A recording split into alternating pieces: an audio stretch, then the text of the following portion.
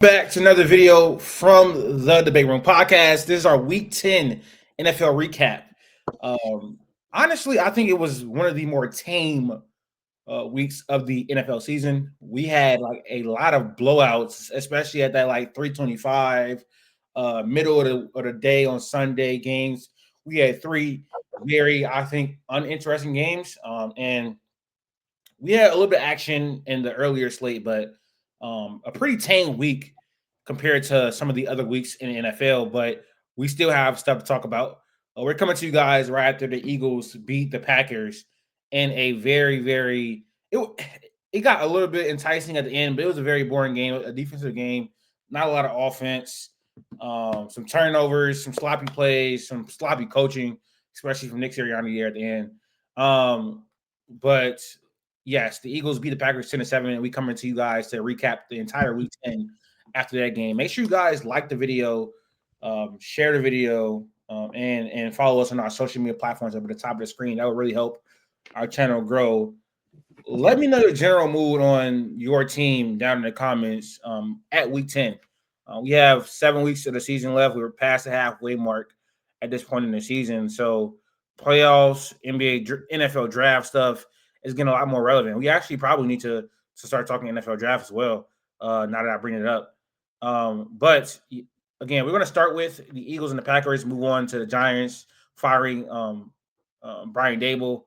Talk about the the Dolphins upsetting the Bills. The Colts continue to churn and look like the best team in the AFC this season. And then we're going to talk some head coach openings and then the Ravens winning 3 straight games. So let's get into it, Q. It's late. We don't got all day. The Eagles beat the Packers 10-7. Eagles, I think, are the number 1 seed in the NFC. If they are. I think they have that tiebreaker over the Rams. Seattle is above the Rams. Let me look at the standings real quick. I'm pretty sure if they're not the number 1 seed, they're tied for the number 1 seed. Yeah. Now they might be number 1 based off like strength of schedule, I think. So you might be right. League conference. Yeah, Philly is 7-2, and they're well in terms of standings. They said they're the number 1 seed. I think. Well, I don't really know how they're tied with Seattle at 7-2. Seattle looks really good as well. We probably should talk about them as well. They blew out the team. We talked about them being contenders or pretenders last video, but the Eagles get it done. Another ugly game, but they just found ways to win, like really good teams do. Tonight they had an offense going. They had 1 explosive play, I think, maybe 2. But they found a way to do it with their defense. They created turnovers, like the last turnover there to really put the Packers in a very tough situation, and they just continue to keep finding ways to win. Q, what was your general reaction to this game? It was a slugfest, really nasty game. Not many fireworks. The NBA was a lot more exciting tonight with the games they had going on. But we do have to talk about the Monday Night Football game, primetime game, with the Eagles winning 10-7. What was your general reaction and thoughts on this game? From the Eagles standpoint, the offense still isn't like very good to me. It's not really amazing. I know they was coming off like 2 great games, I guess, from like Jalen Hurts, Saquon, or whatever. Kind of like a mini breakout, like going into the bye. I guess everybody thought everything was going to be clicking. It just hasn't been. It's just not the same team. I don't know if play calling is the issue, whatever the case may be, but this offensive, like the team is not the same. I don't know if it's a Saquon issue or Jalen Hurts issue. Well, I think it's a Jalen Hurts issue, but that's neither here nor there. So yeah, I don't trust the Eagles as a unit, but obviously they're super talented, so they're gonna be able to win games. From the Packers standpoint, I think Matt LaFleur is teetering on that hot seat type area based off like how he's coaching and what he's calling and situationally. Does he trust Jordan Love? Does he not? Same thing with Jordan Love. He was inconsistent all night. But then suddenly, come late, he starts, throwing it down the field and things like that. And it's like maybe they could have just did that earlier. The run game not really efficient.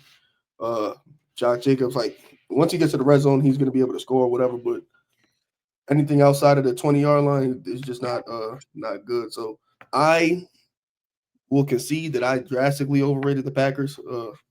I thought this would be a 13-win team. At this point in the season, I thought they'd be like one of those 7-2 teams. They're just not that good. No real weaponry on the outside. They lost their best offensive player outside of quarterback and Tucker Kraft for the rest of the year, who was looking like a first-team All-Pro tight end. No real receivers, like I said. Matthew Golden wasn't who they drafted him to be. You got a squad out there, Dontavian Wicks and Bo Melton and Romeo Dobbs. It's just not – the offensive structure of the team is just not that good, and I don't see them – I'd be surprised if they win a playoff game this year.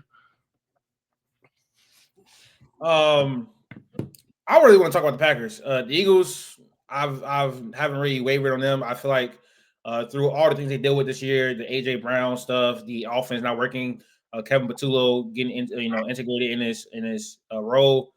I've been pretty steady on them still being a Super Bowl contender just because of the collection of talent they have on the roster. But I do think there are threats on the NFC, namely the Rams, namely the Seahawks. And I mean, they just beat the Packers by 3 points. I know they lost. I mean, I know they won, but it was still a 3-point game. The Packers, though, I feel like that Tucker Kraft injury is going to just derail them, I think, this season, to be honest. It's not, the sky hasn't fallen, but that was obviously their best receiving option on this team. Now it's a lot more pressure on Josh Jacobs to be able to run the ball efficiently, and I think teams know that. I don't think teams are scared of Watson. I don't think they're scared of Golden as a rookie. Jayden Reed has came back from injury, right? Not yet. Not yet. And even when he comes back from injury, I don't think they're going to be, really afraid of them. They don't have real, like you said, weapons on the outside to really threaten teams. And I think Jordan Love is a heck of a talent, but he still struggles with some of his accuracy and decision making at times. So, add that with just not having superior talent on the outside, and you get games like the Panthers game, which versus a good defense. And when you play a good defense like the Eagles, you struggle to move the ball. So I think they can really run into issues when they see the Seahawks, when they see the Rams who can get to the quarterback, and when they see the Eagles. I think they're gonna really run into issues with those defenses. Now Rams have a lighter secondary than those other two teams I mentioned, but especially against the Seahawks and Eagles, who those defenses are really legit, I feel like this Packers team is going to struggle offensively. So I think I'm a bit concerned about them. I had them as contenders. They started the season 2-0 and had two really good wins. The defense is still playing pretty well, but this offense, and that was the concern going into the season. I thought the Micah Parsons would transform his defense, which he has, and the defense is already pretty good. It was decent last year. So they just don't have enough offensively.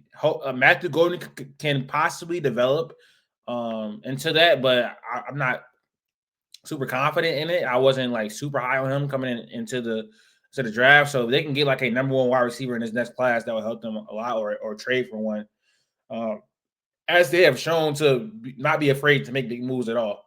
So this team is, I think, up and coming, but they are probably a year away. They have young talent on this team. They're not in a rush really at all. They've already secured Micah Parsons. They've already secured Jordan Love. Those are the two cornerstones of their franchise. Now they need to build around them properly in order to really start their championship window, because I don't think it's open yet. So that's really my thoughts on that game. I think it was nothing too notable in terms of what actually went on. Lane Johnson went down with an injury. The Eagles' interior offensive line continues to be banged up. They got a little bit healthier as the season wore on, but that could be really big because if their running game is not going, their passing game hasn't consistently been great this year. So hopefully Lane Johnson is okay. I know he rolled his ankle because if their running game is not going, I just don't think in terms of winning a Super Bowl, they're going to be able to really beat you with the pass, to be honest. As of right now, the Packers are third in the division. Yeah. The Bears are second, and they get to face 9 and the Steelers. Yeah. That's tough. I ain't gonna lie, that's tough. Yeah. Let's talk about the game that happened in Chicago. Caleb Williams, game-winning drive, comeback win. The Bears come back from down, I think 14 against the Giants to win the game in the last seconds. Jackson Dart goes out with a concussion. I think this is 4th time being evaluated for concussions in like the last 2-3 weeks. I don't know. I mean, I feel like they definitely mishandled that situation. I think he's definitely been injured for a while now, and they just bypassed it. But that's just a little bit of speculation. But after this game, and I think this is what we really want to talk about. After this game, after he blew another lead, the Giants decided to fire Brian Daboll. Q, do you think it was the right decision for the Giants to fire Brian Daboll after this game? Based off the events of the offseason and allowing him and Joe Shane to stay there and draft a quarterback that they wanted, well, Daboll drafting a quarterback that he wanted, I think firing Daboll through this season with a rookie quarterback was not the right process per se, because he drafted Dart. Like the Giants ain't really draft Dart. Like you allowed Daboll to pick Dart, so I think you owed. I don't want to say owed because you're not owed anything. They're getting millions of dollars or whatever the case may be, but for the lack of better term, we're gonna say, oh, you owe Daboll the year with Jackson Dart to see what he can do and see if there's like some positive signs for the future that may want you to keep Brian Daboll around. So I don't think that was the right. I should just let him ride out the rest of the season. You're going to fire him, but if you're going to fire Brian Daboll, I think you also needed to fire Joe Shane. Like that should have been a package deal. If one goes, they both go. It's not really the other way around. I wouldn't want the GM to still sit there making mistake after mistake and have like control over how the team is operated for the rest of the season. That's just my opinion. But Brian Daboll, obviously, like in terms of like being a head coach or play calling, whatever, like he got that. There's some little hiccups that he has, I guess, with his like attitude and how he, acts on the sidelines and things like that. But if it translates to like good quarterback play or like good offense or whatever the case may be, I think you got to deal with some of the warts with that. But I just think they pulled the trigger too early. Like they should have just let him ride out the rest of the season. He drafted Dart. That was his pick. You should have just let him get the year with his pick and go on after that. But I don't want to say I can't blame him. Obviously, Cam Scatterbull out for the year. Malik Neighbors out for the year. Dart, he running Dart to the ground. He's getting into the blue tent every single week. Just not like wasn't a great like look outside of like Dart him playing himself. It was just the team wasn't just there, and we thought this was going to be a great defense with that incredible D line, but it hasn't really translated anything. Like Brian Burns is amazing. Abdul Carter is a rookie, showing his flashes. Dexter Lawrence is still Dexter Lawrence, but it just hasn't amounted to anything. They're 2-8. They blew a big lead to Denver. I think that was probably the nail, like the turning point for their season once they blew that lead to Denver. I think that after that was just a downhill thing. I think that changed the momentum and just sent everything like a ride. And they blew another lead, and that was just it. So at some point, you just got to pull the trigger. But I just think they should have just let him ride out for the rest of the year. And who do you think they should target for their head coaching opening? A little foreshadowing for what we're going to do in a couple minutes, but if I had to pick an established offensive guy of the options that may be out there, I'd probably go Kevin Stefanski. I think, Kevin Stefanski, obviously, we know he's a good coach. I don't think he's been handling play calling duties for the Cleveland Browns over the last few seasons. And I think that, he may get fired, but I think he's probably one of the most enticing retreads because we do know he's a good coach. A lot of the coaches that get fired aren't just haven't proven to be good coaches, but we know that Kevin Stefanski has proven to be so. As far as the Giants firing Brian Daboll, I do think it's something they had to do.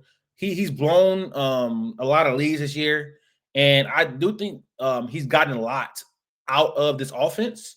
I think he's gotten a lot out of Jackson Dart, and I don't question Brian Daboll's ability to coach a football game, to coach a quarterback, to elevate quarterback play, to call plays. I don't really question Brian Daboll's ability to do that at all.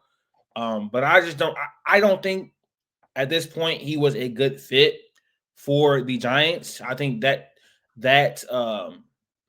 his time has just run its course, like in New York, and it's unfortunate because he literally selected Jackson Dart like as his like dream quarterback, and you could tell they had some type of bromance going on. Like shit was getting weird at one point, but um, so firing the coach that was so invested in your franchise quarterback is definitely going to be something difficult to navigate, especially if the new head coach obviously didn't choose Jackson Dart to be his quarterback. So you have to find someone that is confident in Jackson Dart and willing to take on his development process.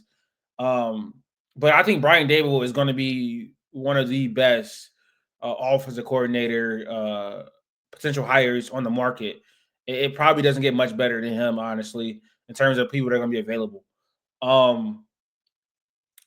I don't understand not firing, the GM as well. I feel like if anything, it just makes sense to clean house fully. He's been there since 2022. Has made some good moves, has made some really bad moves as well. Has some hits in the drafts, has some really bad misses in the draft as well. I think the Giants aren't in the worst situation because right now the Giants have a quarterback that looks to have some potential. They have a superstar wide receiver in Malik Neighbors. They have Abdul Carter, who looks like he's going to be a really good edge rusher for years to come. They have Brian Burns, who is a really good defensive player. Dexter Lawrence. They have an outline of a good team. They need to build around the edges and fill some holes. But I would assume that they are a actually pretty enticing head coach destination for a lot of head coaches because of the infrastructure they have. Now, I don't trust Joe Schoen. I don't know how to say his name. I don't trust a GM to actually choose the correct head coach because his process has just been bad to this point. But I do think they're not the worst situation. They're probably one of the better head coach openings in the entire NFL, especially just being in New York. I mean, that comes with its challenges as well, but it also comes with its perks. So I would say it was probably the right decision to do, but they shouldn't have held on to their GM as well because those two people are married, in my opinion. So you should just turn the page on the whole regime and move on, but they didn't. So there's that. We got to talk about the Bears though. They are 6-3 right now. They have a really good opportunity to make the playoffs. And Ben Johnson's first year at the helm. Caleb Williams hasn't looked great this season, but he's shown flashes. His sack avoidance this year has been really good compared to last year. Now, obviously, the offensive line is better, but he is consistently every single week making plays to avoid sacks, extending plays, making some really good throws down the field. His accuracy, consistency is still growing, but he's still very young quarterback. I just want to say that I'm willing to go down with the ship with Caleb Williams. I think he is too talented of a quarterback and a player to just not be a good quarterback. I don't think he's going to be a bust. He has these flashes every single week of brilliant plays. He just has to be able to hone it all in, be consistent, improve his footwork, improve his accuracy. I think those two things are married together because I think that's one of the reasons why he's not accurate. But I don't think he has an actual issue with reading the field, which I think that's one of the hardest things for a quarterback to do when it gets to the NFL. I think his pocket presence and sack avoidance has gotten much better this season. And you see every single week those special plays that made him the first overall pick. So I think Ben Johnson's gonna be able to work with him and clean up those things around the edges. But what do you think of the Bears comeback winning this game and maybe what this game says about Caleb Williams' future? Because this is obviously the Giants without Jackson Dart, but He's had a number of these games where he doesn't have it going early on, but he's been able to really come on strong in the fourth quarter. That's the main important thing for me. Because he's been one of the best fourth quarter like quarterbacks this year. Uh, first quarter, I would say the scripted plays he gets that going. It's the middle of the game where things look a little rocky, but trailing like the past four times they've been trailing, he's been electric and he's like led game winning drives like the past couple games. And it's not like they're getting blown out and he's doing it in blowouts and he's throwing against prevent. Like it's in the flow of the game, one score game, and he's making plays. He's getting out the pocket, escaping, using his arm, legs. Like he got a strong arm. He can make every throw.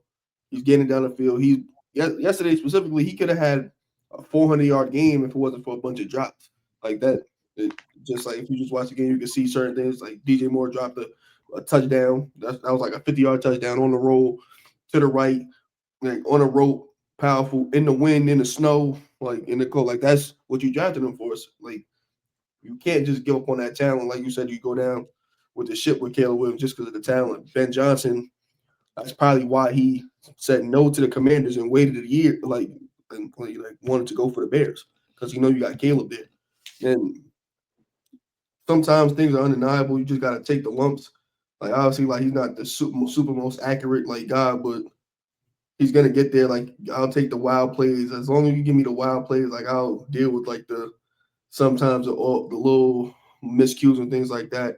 And they still got a good running game. So if you can marry the running game with his ability, on third and whatever late game, him to have heroics, that'll be perfectly fine. They just got to get that defense together, and you wouldn't have to put Caleb in those situations. But yeah, I'm perfectly fine with Caleb. I'm not going to say he's the best quarterback in the draft. Obviously, that's Drake May, but I'd be perfectly fine with somebody saying he's second because I think he's better than Bo Nix. I don't really care about the media perception or him being 8-2. That's just more along the lines of He's definitely better than Bo Nix. And one thing we got to talk about too is like I feel like they have a really good collection of weapons and young weapons as well. Where I feel like I'll be comfortable moving off of like a DJ Moore and trading him and seeing what you can get for him. Because Luther Burden and his opportunities that he had this season has looked really good. If Adunze can fix some of the drop issues he's had, he looks really good. He started the year really hot. And Colston Loveland, my dog, coming up from fantasy this year. Let's go. It was really slow. He was hurt, whatever. And now he's picking it up, and like he's showing that like obviously Tyler Warren's a dog, but like consensus was before the draft, like up until like right before the draft, the consensus was Colston Loveland was a dude, but then Tyler Warren had a great college playoff. He went crazy in the game, and it's Tyler Warren, and which is like he's a great player. Like I'm not gonna say no slouch. You see me, I was saying Tyler Warren is basically a top 6 tight end, but Colston Loveland he's coming on. So you got Colston Loveland, you got Rome, you got Luther, you got a running back, and I'm not talking about the dude Calvin. They got a good collection. You could move off DJ Moore to help add to your defense or get another pick or whatever the case may be. So I think they got a good infrastructure. I think it's like I said, I think it's safe to say he's probably the second, as of today, the second best quarterback coming out the draft. Obviously, Jaden Daniels had the amazing rookie year, but the flaws with him was like the knock with him would be durability, and that's very important because like he's a thinner quarterback. Like the talent is there, but if every year I'm gonna have to lose you for about 3-4 games, like you're not gonna be as worth it as the dude that's thicker, stronger, like and able to sit upright and play 17 games. Like I just think that's like more worth it. And again, we're talking about was the number one quarterback in the class. Like you give the little bit of grace to that. Like when you not to like discredit Jaden Daniels, but you just got to stay on the field. And Caleb Williams just doesn't get hurt. So I think like GMs will look at that and they'll think like, Caleb, he showed improvements. Plus, he's on the field a lot. Jaden Daniels, he done dealt with like 4 different injuries, that different like 4 different body parts. It's just hard to like overcome those things. Like it's just so yeah. I'm cool with the Bears. I like what they're doing right now. They're clearly had a better season than they are last year. Like they're already on pace. Like they could win 8-9 games this year. Like I think that's pretty much on the board. So yeah, good season for sure. One of the most shocking upsets probably of the season, honestly, the Dolphins upset the Bils. Were up 16-0 at one point. The Bils looked like they had life at one point. We're down 16-6, driving down the field, and then Josh Allen fumbles to get the ball back to the Dolphins, and that was pretty much then from there. What is your concern level for the Bills after their loss to the Dolphins? They come off a game in which they honestly thoroughly dominated the Chiefs. The game was close, but to me, it felt like they beat the Chiefs at their own game. And I didn't really think the Chiefs were going to win that game at any point in that game. With how Holmes was playing, how the offensive line was playing, the Bills were able to run the ball. They control both lines of scrimmage. What's your concern level with them after losing a game like this to the Dolphins? They've lost 2 out of their last three games, and obviously the Chiefs win in between there is obviously a really big one. In terms of them being a contender in the AFC, what does a game like that do to us? I would say this, like, and not to play like, because like obviously I'm a Josh Allen guy and whatever the case may be. Like I'm like, I'd rather be like, not that I'd rather be right, but I'd rather be like objective whenever possible. When it comes to speaking on the Bills, whether it be us, TV, internet, whatever the case may be, it's the same type of like timeline that happens like all the time. They start hot or whatever the case may be. They lose a game or two. Now the sky is falling, and then they go into a game. It's like, oh, if they lose the game to the Chiefs, whatever, what does that mean for the season? They beat the Chiefs in the regular season. Everybody like, oh, this is the Super Bowl favorites. They're gonna win the bowl because they beat the Chiefs, whatever the case may be. Then like, not a trap game per se, but like a loss like this, make everybody swing the other way. Like when it comes to the Bills, the pendulum swings so far left and right every single time something happens. It's just like they're 6-3. Like they're a 6-3 football team. Like they don't like no other real 6-3 football team gets talked about like this. Like, and I understand like the Chiefs have the track record of winning Super Bowls, but strictly regular season, like they're a 5-4 team, and nobody cares. Nobody cares to say like, oh, their season is over. They're not contenders. Blah blah blah. Because they're 5-4. Like strictly regular season, I'm not really worried about the Bills. Like I wouldn't be surprised if after this loss they don't lose another game for the rest of the season. Like I wouldn't be surprised if they go 7-0 for the rest of the season. Like because 8-0 because they had a bye. If they go 8-0 for the rest of the season, whatever. If they go 7-1, it's like they'll end with 13-4 and still be in the playoffs. So it's like, okay, I'm not gonna harp on like Atlanta, bad loss, whatever, lost by a couple of scores, like a couple points.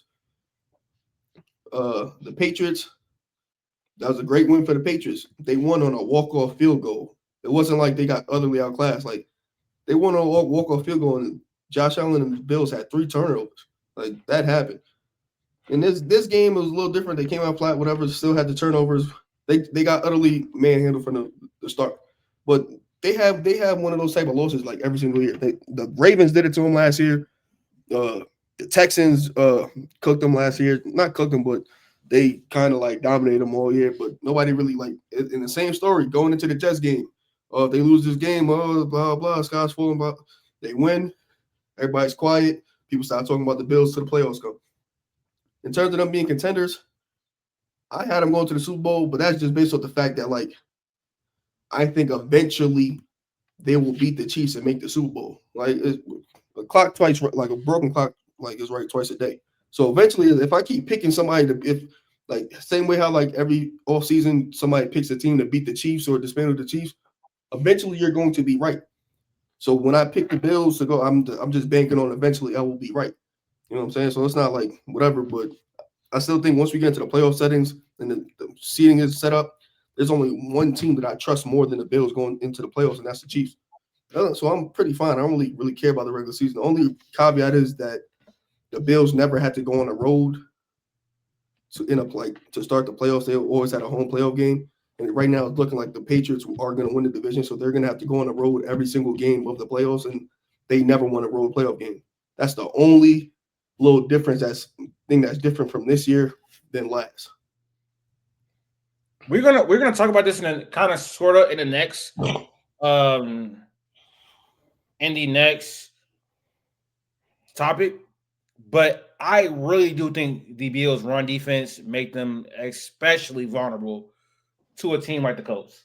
Now, Daniel Jones has sort of started to look like a Daniel Jones old a little bit over the last 2-3 weeks of the season. But the way Johnathan Taylor is playing right now, I'm not sure if that matters. Um, and with the Bills' run defense being as faulty as it is and as it's been historically, um, I think that when we get into a playoff setting, obviously you want to go trust Josh Allen, the second best quarterback in the league, more. But I can see them getting upset almost by the Colts in that playoff situation. The Colts can get after the passer. They just traded for Sauce Gardner, and the Bills already don't have a lot of threats on the outside. So if you can get after Josh Allen and speed up his internal clock, and they don't have the weapons, and if the Colts can stop the run, I don't have that off the top of my head how good they are doing that. I don't actually think those those are all great points. Like that makes perfect sense. But one, like you said, historically the Bills' run defense has not been good. Like it wasn't good last year at all. It's just they blowing out teams, so it's hard to like they can't run. You can't run on the Bills if like they're blowing you out because now you got to try and catch up. But Johnathan Taylor is amazing. Derrick Henry kind of had a similar season last year. They had to play the Ravens in the playoffs. That Derrick Henry being an elite running back didn't really sway that game one way or the other because now it's just a different type of ball game. The Sauce Gardner point makes a lot of sense, but if you don't have a dominant, it's like who is he erasing? Because if you're going, what you going to throw him on Shakir in the slot? Cool, whatever. We'll just go the other way, go to somebody different because like the level of talent outside of him is like it's pretty comparable. I could just go to Palmer or whatever, Kincaid, whatever the case may be, and just go away from Sauce Gardner because he's not really locking down like my real number one threat that I got to go to that I'm force feeding targets because they're not force feeding nobody on that team. There's nobody to force feed. So it's like Sauce Gardner, he's still who he is, but his value gets negated when you're not matching him up against a number one receiver. And in terms of like the pass rush and things like that, since DeForest Buckner's on IR, like when he's not playing, they let up even more. Like average yards per play goes up like by like 2, and we've seen that kind of with the Falcons. Obviously, it's not apples to apples. Like it might not be the same, and DeForest Buckner is going to come back.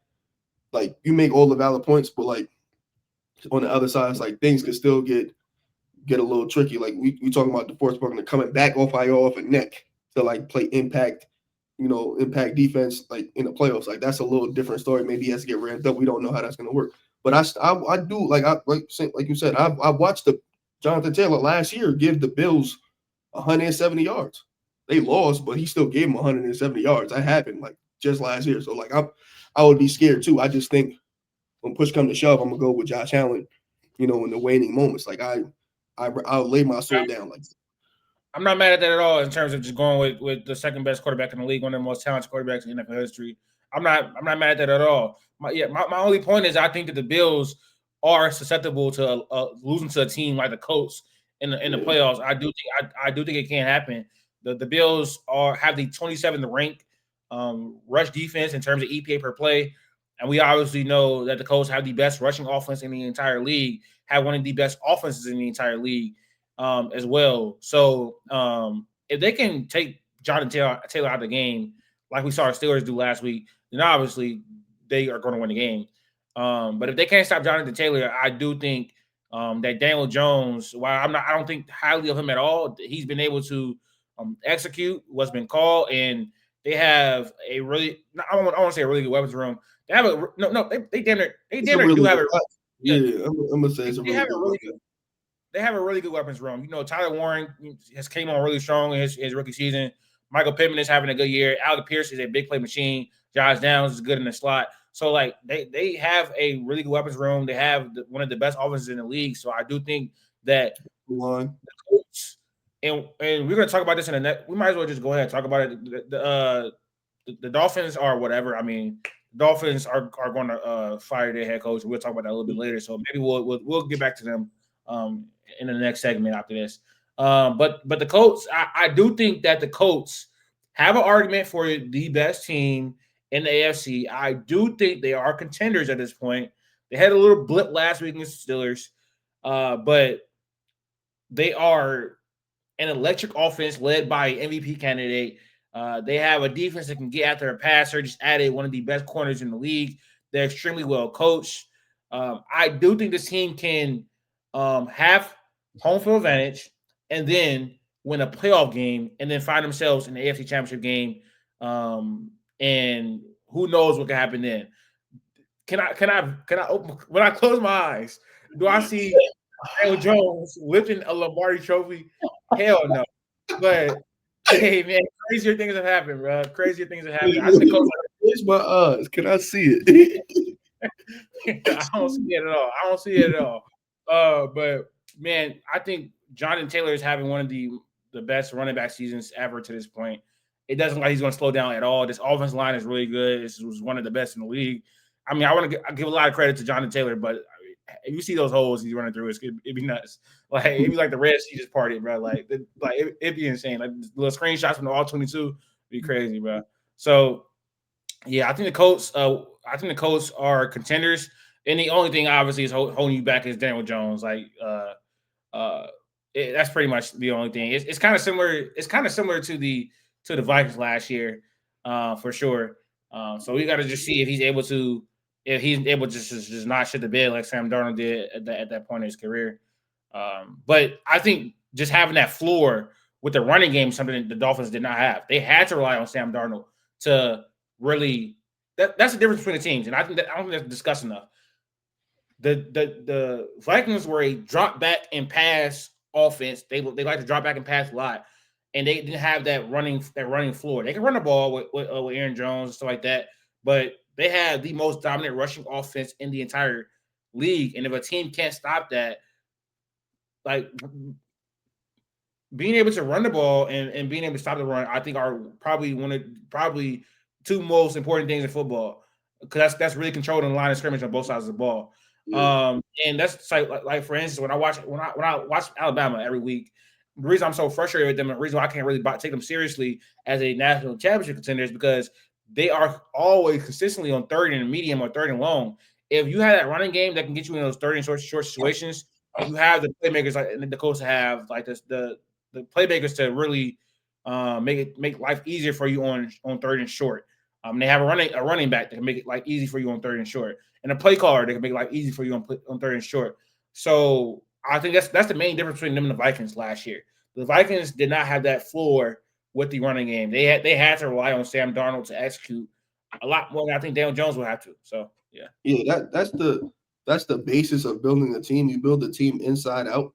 Like, so you go, like, obviously the trenches between O-line and D-line, like all the best teams do that. So obviously, like I said, you got DeForest Buckner, Grover Stewart, Latu, Quiddy Pay, like all on the D-line. But you got Quentin Nelson, that's a Hall of Fame guard. You got Will Fries ain't there no more, but like that O-line, that's a good O-line. So like that's how you build. Similar to how the Eagles, they build from the inside out. Great O-line, great D-line. The Vikings, obviously, like you said, they would drop back and passes. They couldn't really have a really effective running game. What they go out this offseason and do, paid for 2 O-linemen that came from the Colts, and then paid for 2 D tackles to show up the middle of their defensive line, because that's how you build a team.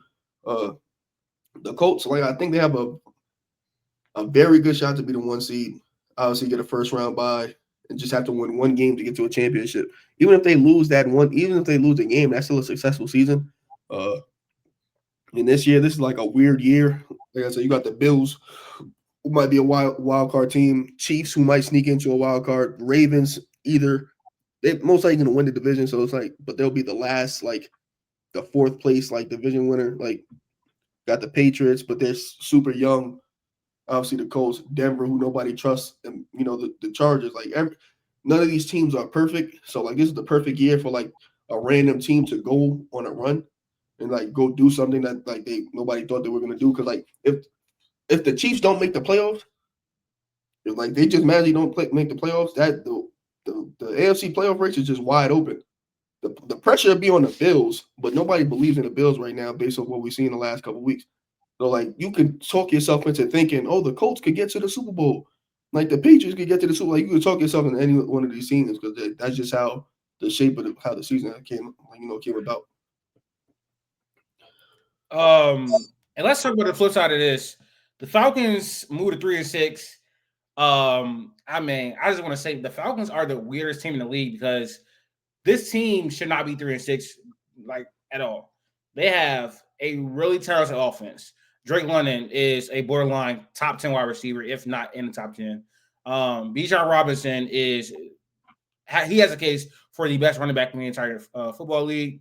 Why did I say football league? He has Bijan Robinson has a case for the best running back in the league. They have a good offensive line as well. The defense has been spectacular this season in terms of getting to the passer and stuff like that. This team should by no means be 3-6. I think the reason they are 3-6 is because one, Michael Penix is not a very good quarterback whatsoever, for one, and two, I don't think Raheem Morris has proven to be a good coach whatsoever either.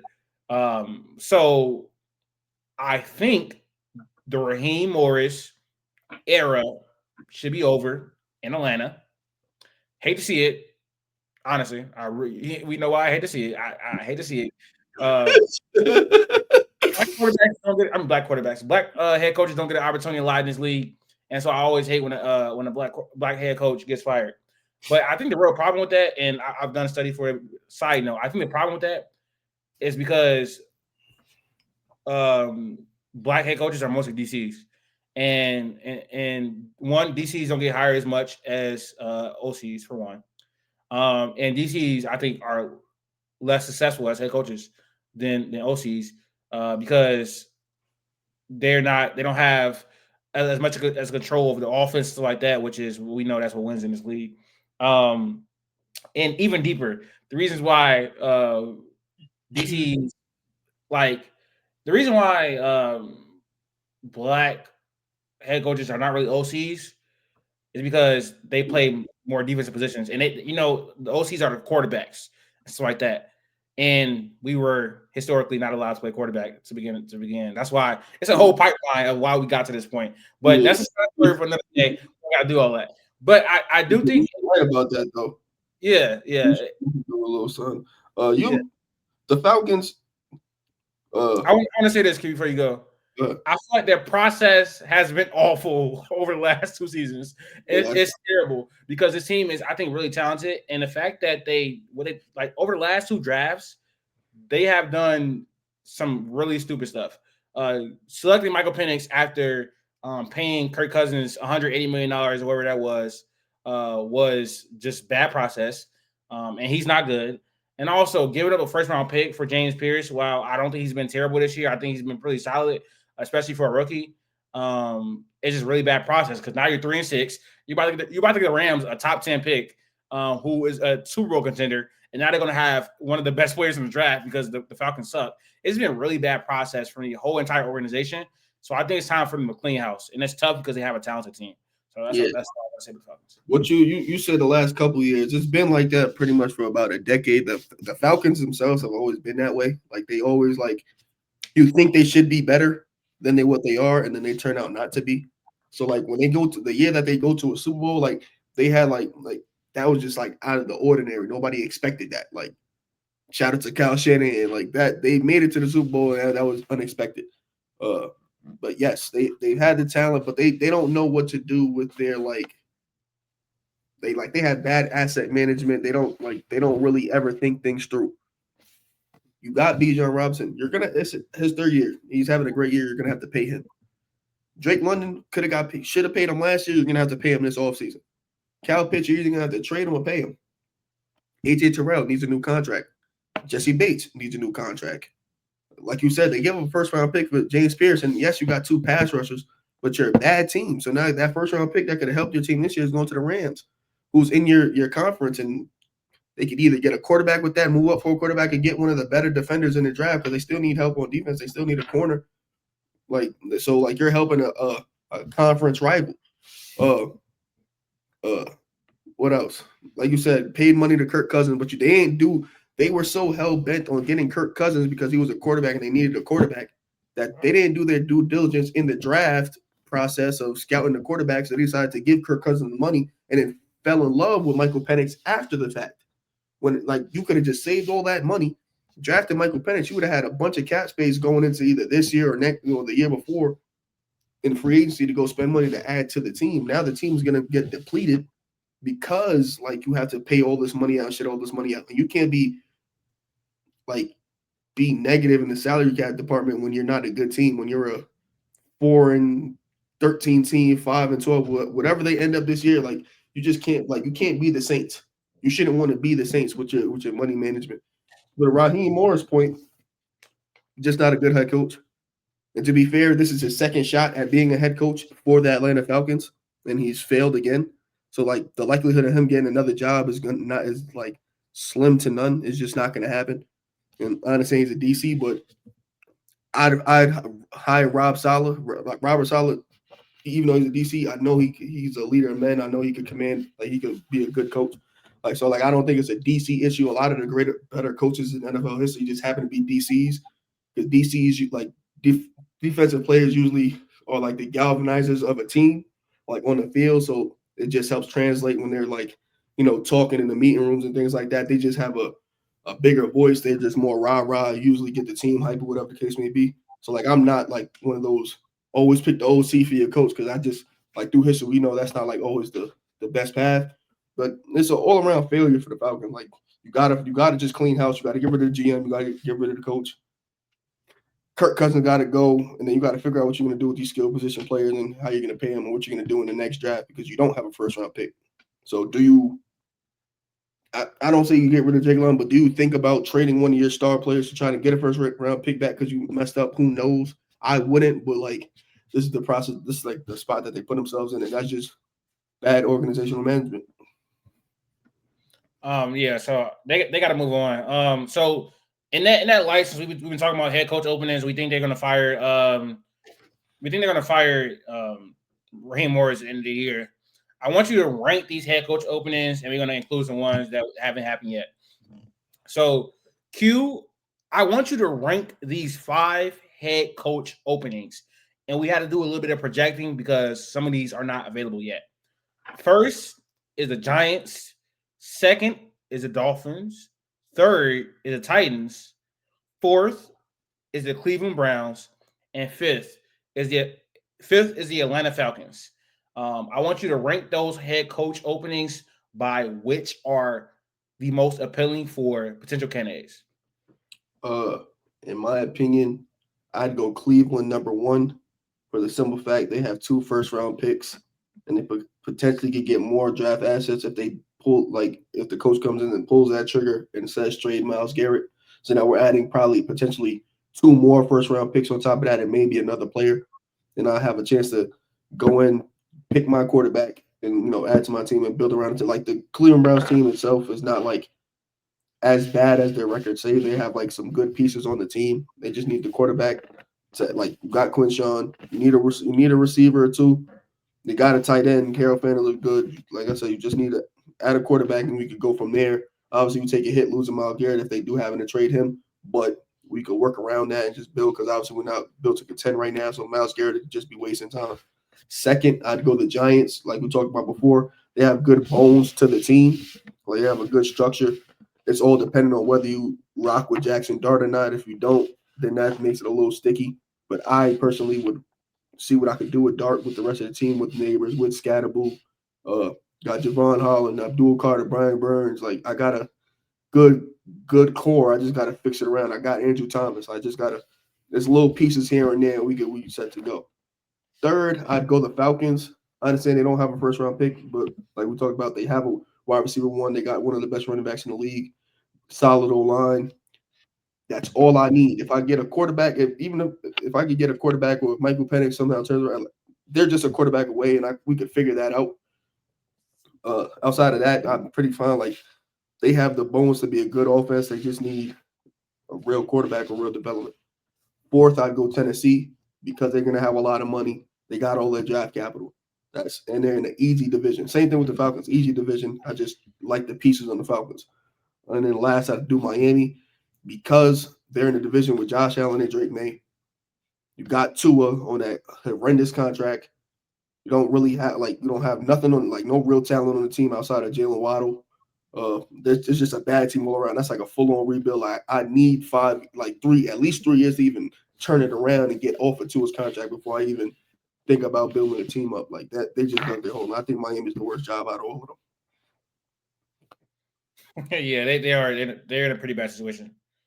I like those rankings. I probably agree with them. I think I probably have the Giants. Oh, I'll have the Giants over the. I do Giants, Browns, Falcons, Titans, and then yeah. Cleveland Dolphins. is just tough because you're in a division with Joe Burrow, Lamar Jackson, but like I said, you got 2 first-round picks, so like things like that could entice you. And then the Giants, even though you in the Eagles division, you in the NFC. We've seen them make the playoffs before as a third team. So it's like I ain't too worried about that. And it's the Giants. It's New York. It's a lot, like you said, it's appealing. It's appealing to be in New York and coach in New York. Yeah, definitely. In comparison to the Browns as well, and the Browns have historically been a very incompetent organization. I mean, the Giants aren't the best organization in the league. But they had 2 Super Bowls. They've had a playoff appearance as well. Not too long ago. They've had, I think, a lot better. They're a much better organization than the Browns. I mean, that's not saying much, but still.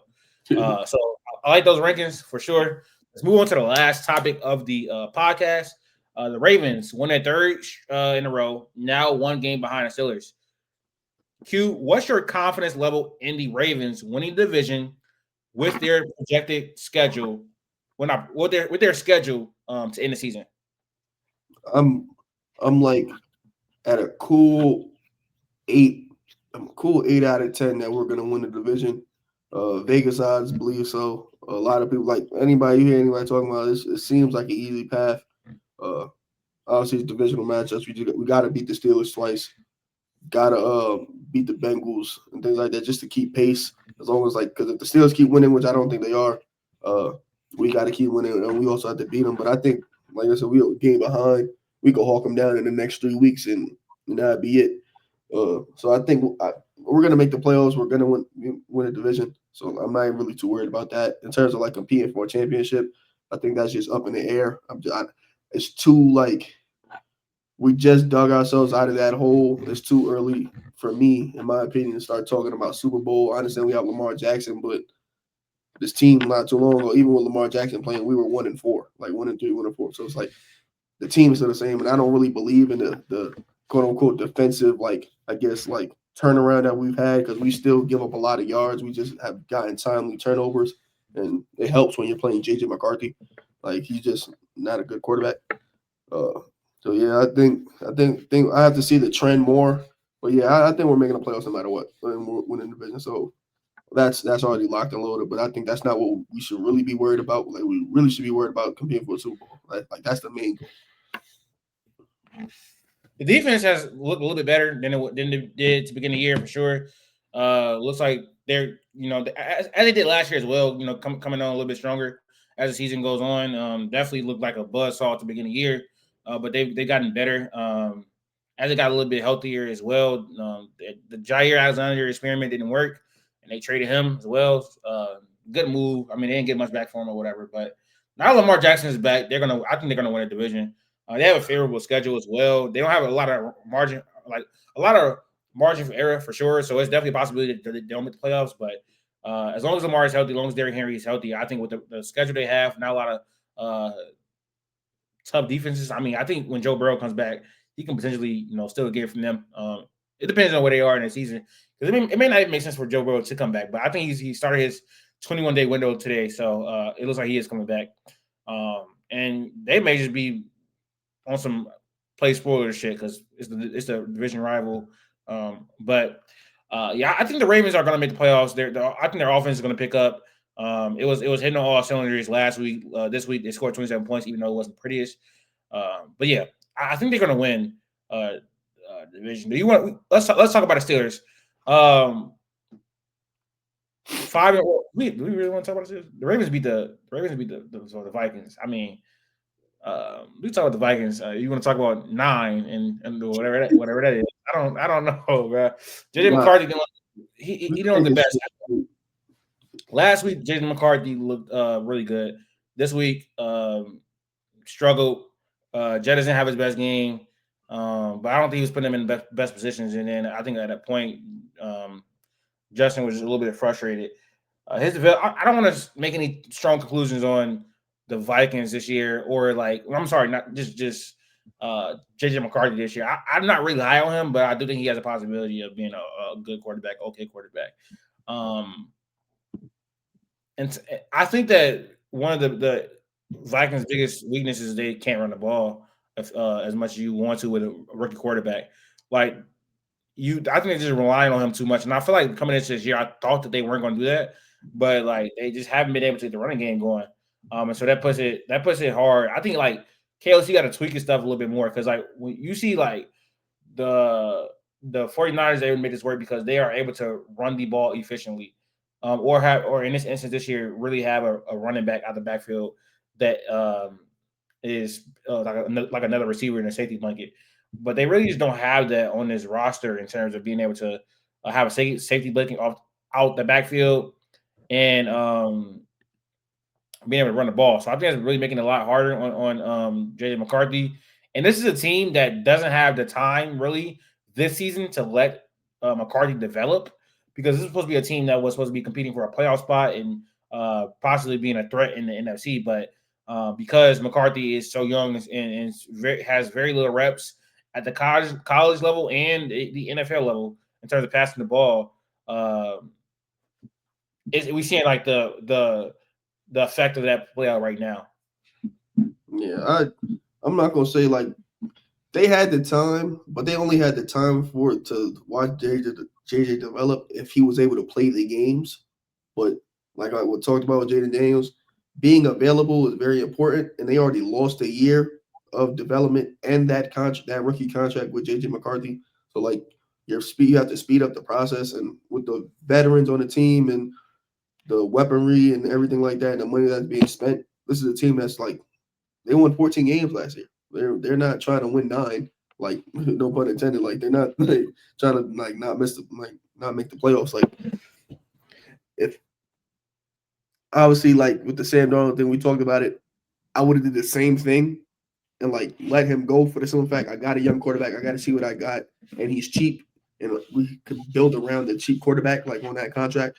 So like I think that process was right. But sometimes you got to pull the plug. Like you can't like double down on a mistake. If you see it's not working, you just pull the plug and admit that you were wrong and move on. It's okay to do that.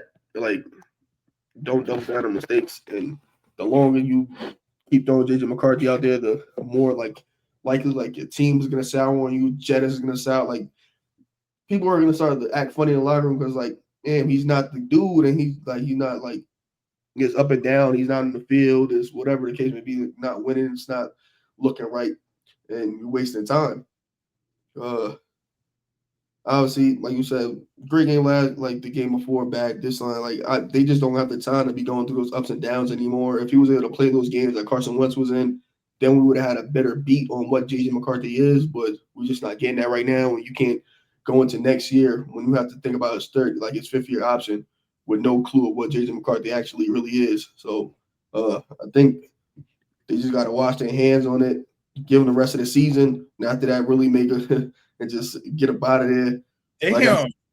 I do you too, bro. Yeah, like I said, I trade if I could trade for Dak Prescott, I'd do it right now. I'd take Kyler Murray before I keep want to continue on with JJ McCarthy because I'd rather go with the known commodity than think that a quarterback that wasn't really a highly touted prospect with no reps is going to suddenly be the answer to my team. Like he's just not it. Like to me, like I tried to give it a chance. It's just not looking right to me, and I don't want to like.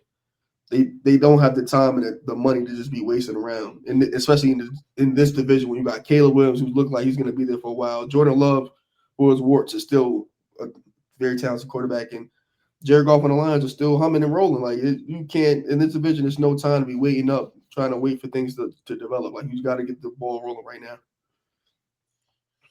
Yeah, I mean, I think I'll probably be cut through with all that except Kyler. I mean, Kyler is still really talented, and I think KLC can make him work. But I think he has some of his he has weaknesses too. I'll be obviously much more inclined for that.